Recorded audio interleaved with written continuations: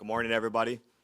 It's great to be here. Thanks for taking some time here on a Marquette game day. I want to open up by just saying thank you to Bill Scholl, to Mike Lovell, and to Mike Broker for accommodating us today and letting us do this. Kind of a cool story for Doc to be here today and do this. Thanks to Jimmy and Dee Haslam, Wes Edens, Jamie Dinan for their support and kind of unwavering commitment to winning. It's been incredible to kind of go through this with them in this process.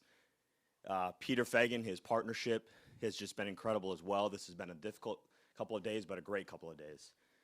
We talked a few days ago about identifying a coach that could lead and maximize this team's talent in a window where we have a real chance to compete. And, you know, we found Doc, we talked to Doc, we went at it with urgency as we talked about, and it's my honor today to be here and sit with Doc and introduce him as the next head coach of the Milwaukee Bucks. Doc Rivers. Well, hello, Milwaukee. It's great to be back. It took me a while. We'll say that.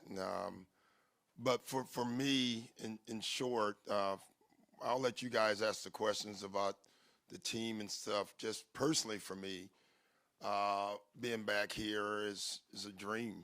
I think about Rick and Al and Hank. This is where I learned really most of my basketball knowledge. I came from three geniuses. I really did. I mean, they taught me basketball. They taught me life. Rick taught me all the restaurants in every city. So it's just really cool, being in a arena, like coaching in the arena and your jerseys hanging above you. I can turn to the players and say, guys, I swear to God I play basketball. Just look up. I swear that's me, So it's really cool, but I'd like to open up to whatever you guys have.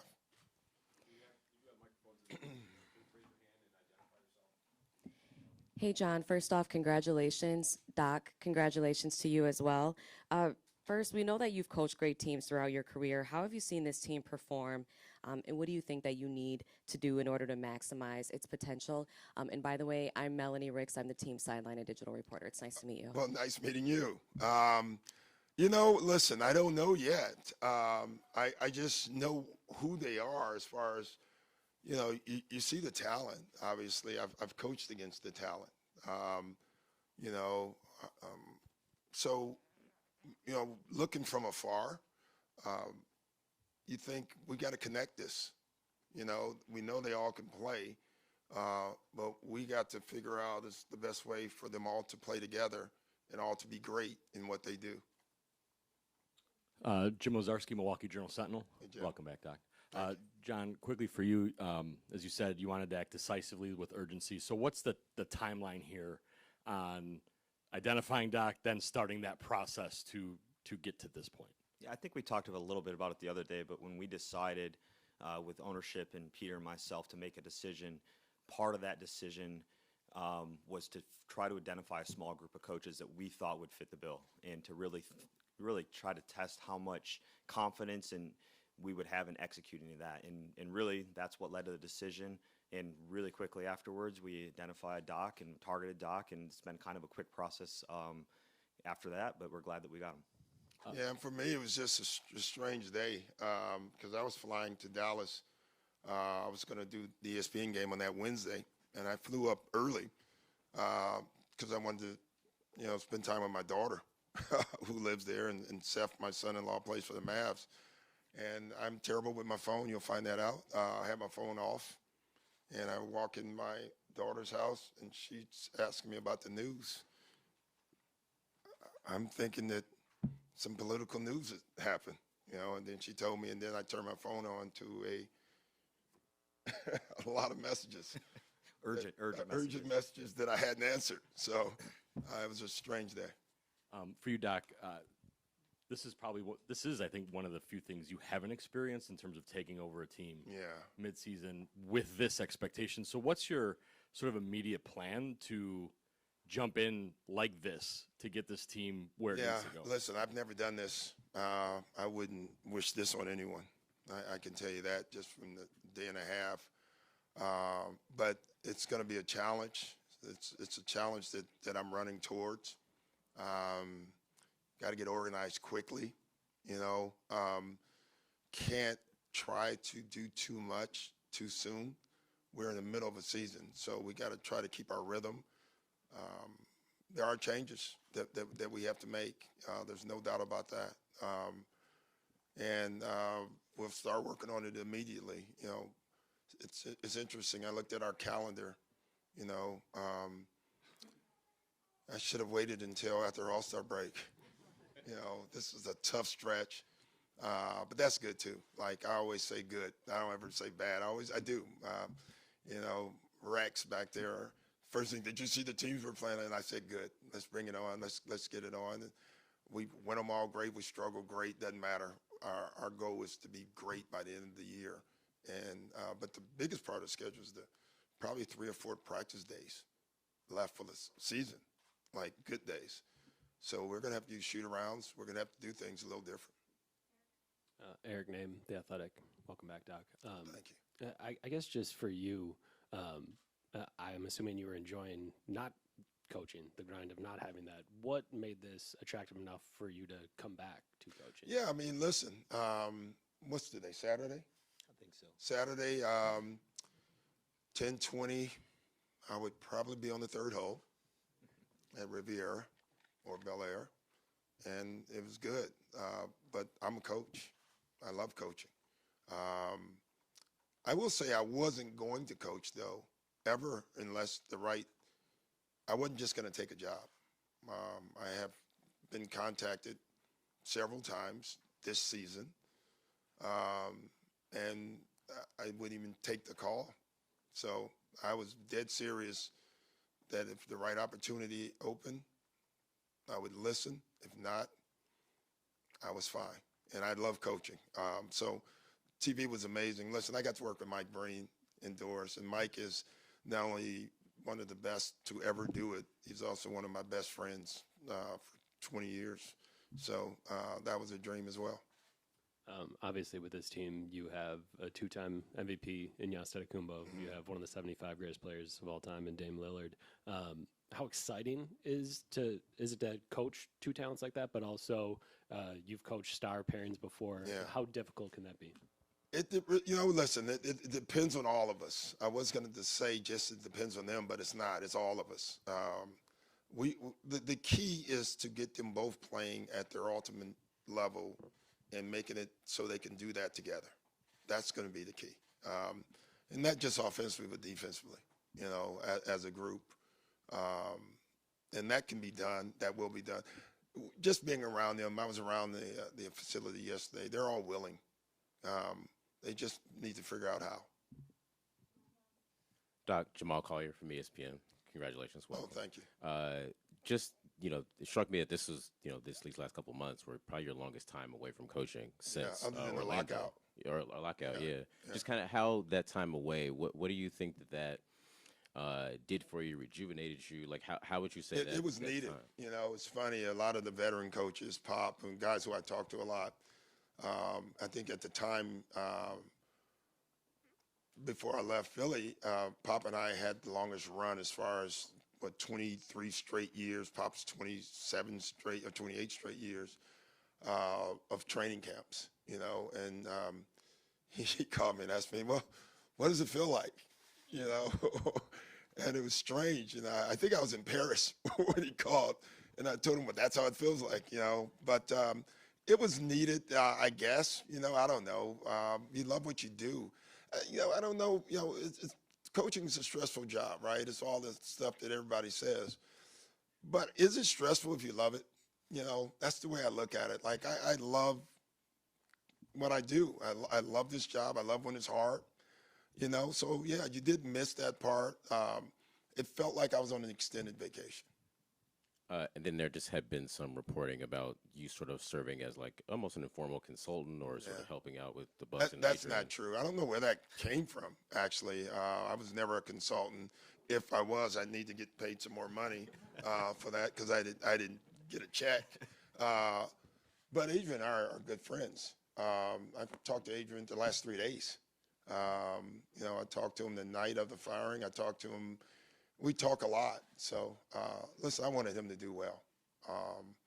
I look at him as a guy, he's a lifer, and he's here for 15 years trying to get a job, and then he gets a job and it doesn't work out for him.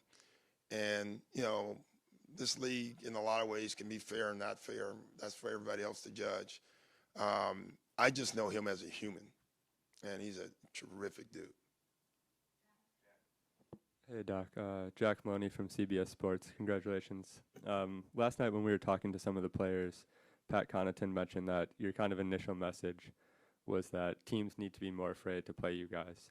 I just says, how do you want to go about making that happen? Well, I just think we have to find our identity. That's more the message. Like, you know, if you're going to have fear of the deer, you got to fear the deer.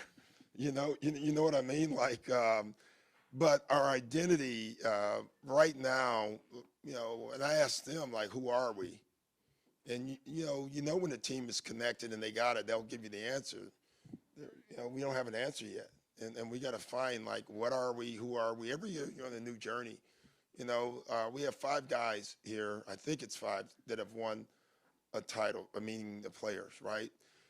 And so we have to make sure they understand that we want to do a lot of what they did, but you can't go on the same journey. Every year, the journey's different. Even if the same guys came back with the same coach and everything, that journey's different. And so we have to figure out who we're going to be and the type of journey that we need to go on to get what we want. And then obviously you're extremely experienced. All the players mentioned that. What do you kind of take from your previous stops that you think you can bring in here? Gosh, man, I've been through everything. I really have as a coach. That's what's so great about coaching. There's a lot of highs, there's lows, and you work through them, and you learn from them always. At the end of the day, this is a relationship business, and you know, your job as a coach is to get some of the guys to do some of the things they don't want to do. And you're not going to be popular all the time, and that's fine. You have to accept that when we accept the leadership role. That's just part of it. But if you can get the buy-in and get everybody to buy in and be on the same page, then you can have some success. Steve McGargy, Associated Press. Congratulations. I was just wondering, the defense, much has been made this season about the drop-off in the Bucks defense compared to previous years. When you saw them from afar, how good a defense can this team have, and what do you think has kind of been missing in that side of the ball? You know, I've not been in long enough. You're correct about the defense. I will say that. I sat in the stands last night, and I saw some of it. But it's here. I think we have to get on the right page, the same page. Our language and our communication defensively, we have to get that right. I think right now you can feel it, you know, some this way, some this way. We got to get on the same page. We got to do things differently, too, than the past. You know, Drew and Dame are different players. So we have to change some things for sure. And just to confirm, your debut will be at Denver. Will be your first head coach. I know, that's smart, right? Yeah.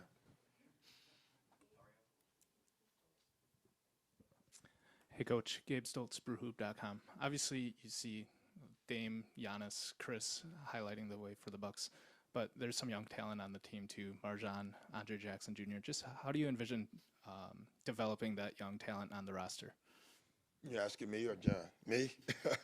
I don't know yet, you know. I can't wait to get in the gym with them. That's the guys that I can spend time with because, you know, they're not high-minute guys yet.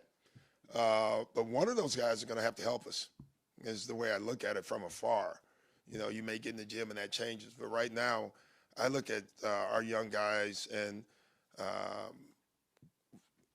one of these guys, maybe 2, but 1 for sure, will at some point have to help us. And that's our job as a staff to develop them. And it's not just develop them individually, it's more team development, to develop them to learn how to play with a veteran team. And people don't realize how hard that is for young guys. Every guy that comes out of college is the guy on their team. and now you join this team, and you have Giannis and Dame and Chris Middleton. You're not the guy on this team. And learning how to play in that role and being successful is extremely hard. But I really believe by the end of the year, one of those guys will definitely be able to help us. Doc, over here, Stephen Watson from Valley Sports, Wisconsin. First, if you didn't know, great golf here in Wisconsin. I do know, yes, yes. Not in December, but anyway.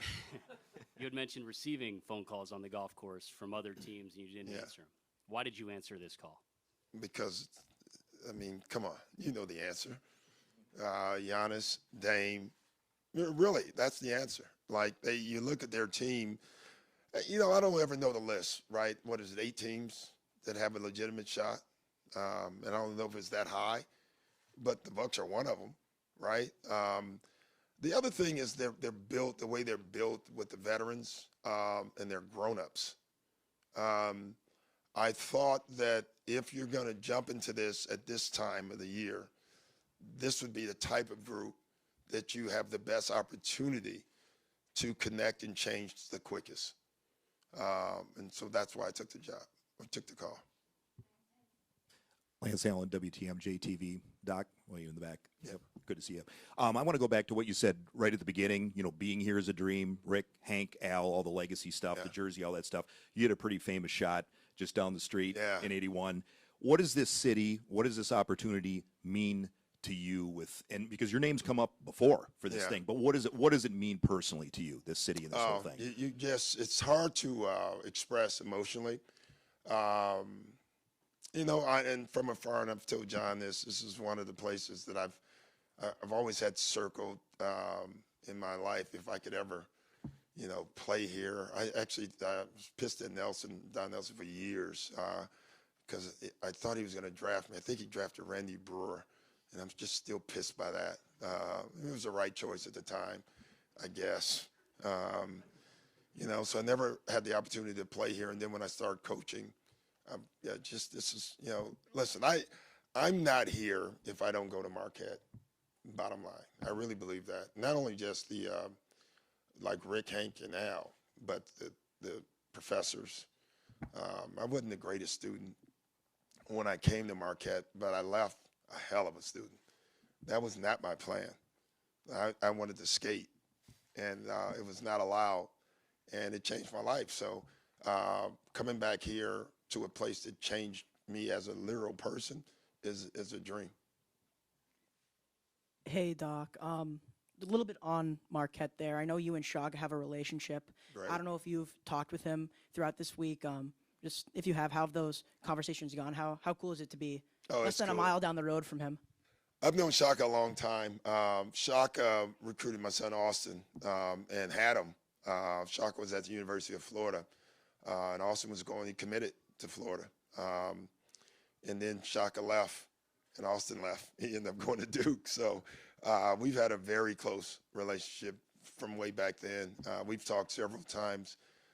When Shaka, other than John and ownership, I think Shaka may have been the first call, like the sarcastic get off the golf course, time to get back to real work conversation was from Shaka. Doc, real quick, can you confirm, are you here through 26, 27? Was that accurate? I don't even know all years. We don't comment on contracts. Oh, is that right? Yeah. Oh, that's fantastic. Okay. I don't even know the answer to that. Yeah. I just signed for a while. You referenced a gentleman earlier. Can you speak to any new assistants and what you're doing? 2 of them are back there. Rex and Dave will definitely be joining the staff. I don't know in what roles yet. This is different. You know, obviously, I've talked to about 7 coaches already who have done this. Some really good coaches who have actually done exactly this already. And every one of them I was hoping they would be the same thing, and that didn't go well because each one had a whole different story about how it went. But the toughest part is that this is a human business, and we have a lot of coaches who are here already. And so you evaluate everybody. You do. You don't come in with a set idea. I guess I'll find some new friends and learn some stuff too, you know. And so I'm going to open this with an open idea. I mean, obviously we're going to make changes. We have to, because I have to be comfortable. But at the end of the day, you evaluate. John, I know it's been a stressful couple of days, but I guess just to see Doc up here and know that he's going to be leading the team, just what kind of confidence you have going forward, and how excited are you to have a coach of Doc's experience doing this job? Yeah, I mean, just absolute excitement and confidence. I think we talked about an opportunity to get better, and that what we've done was way more about that than anything else. And to be able to go after someone like Doc and ultimately be sitting here with him right now, knowing what we want to do, not only this year, next year, the year after, these are special opportunities. It's a great roster, high character people. And now we have a really experienced, high character, brilliant basketball coach who's been in these moments and lived through these moments. It's not my job to coach. I don't know how to do it. I'm going to do everything I can to give him the best resources on and off the floor. But he knows what he's doing. He's going to lead us to where we need to be. And then, Doc, I guess for you, what have you learned about expectations over the course of your career, and what that means to a team, how it affects a team? And how you work through it? I've learned that you would rather have them than not. I've coached teams with no expectations, and that's not very fun. I can tell you that. And I've coached teams. You know, I think of myself at times. I've created unreal expectations, unrealistic expectations with teams, and you know, I go back to Philly the first year. We had lost the year before. We were swept. And then we went East in the regular season. I don't know if we were that good. Staff-wise, we kind of knew that going in, but we had a shot at it. So that's part of your job, is to build expectations. I learned that early on as a coach. It was interesting when I took the Boston job. I got a lot of calls from coaches to tell me not to take the job. The expectations would be too unrealistic. And I'm like, what? That's ridiculous. You want that, and you want expectations, and this team has them. You know, listen, knowing, and I'm going to use one line from a coach that I know well, is Bill Belichick.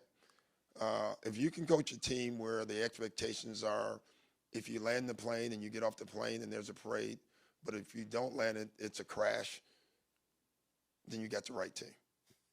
And that's the way I look at it. Coach Dario Melendez, WISN 12. You mentioned you talked to 7 coaches that have been in this position. Who were some of those coaches? I don't remember. What was the advice they gave you? Take your time, evaluate staff, you know, slowly, even though early on you'll have too many coaches. Evaluate all of them, you'll find a diamond. That's one I would say that a lot of them say you're going to find someone that you never thought can really be an asset to you, and then that guy will become part of your legacy and your coaching, and over communicate. And then the best, I think, and I already kind of knew this, is take your time with. You can't, you know, Dave and I were going over offense today, and we had 1,000 things on the paper. And I said, okay, we can only do one of these. You know, you gotta keep them playing, and we can't get them playing in their head. So that'll be the difficult part. Hey, Coach, Stephen Watson asked you before, what was it about this opportunity that made it the right one for you? You said Giannis and Dame. So I'm curious, what have your conversations been like with them up to this point? Yeah, not a lot, really. I talked a little bit yesterday. I showed Giannis something that we hated that he did when we coached against him, and he hadn't done it a lot this year. And I was asking him, you know, about that. And he was laughing. He thought it was funny. I didn't think it was very funny. So we talked about that a little bit. It's funny. Tried a little bit of it yesterday. He had some success. And then Dame, I've known a little bit from his shooting coach. We hired a shooting coach 2 years ago in Philly. We're not going to say that we may have been thinking about something else, but we're just going to stop there. And I got to know Dame through him, but never personally. And so we had a pretty good talk yesterday as well. And then what is it about this organization that felt like the right fit for you? First class. You know, that's one of the things that was a driver. The culture here. My last 2 jobs, I will say, I've had to come in and change the culture of the organization. You know, try to change things. I mean, I took a Clipper job with Donald Sterling as the owner.